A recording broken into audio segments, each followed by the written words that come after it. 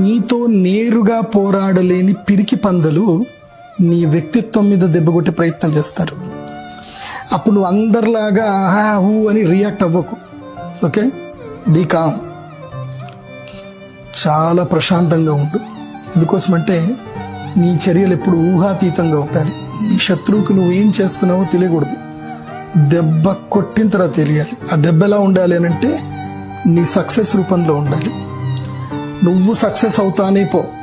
నీ శత్రువు నేను ఎంత కృంగదీస్తే నువ్వు అంత ఎదుగు, అంత ఎక్కువగా పనిచేయి, ఇంకా ఎక్కువగా పనిచేయి. ఓకే, ఎప్పుడు కూడా నీ శత్రువు ఎలా ఊహించాడో నువ్వు అలా బిలీవ్ చెయ్యకు, నువ్వు అలా ప్రవర్తించకు. ఓకే, నిన్ను గొప్పగా మార్చుకోవడమే నీ శత్రువుకి నువ్వు ఇచ్చే గొప్ప సమాధానం. నువ్వు నవ్వు చాలు, నీ శత్రువు ఏడుస్తాడు.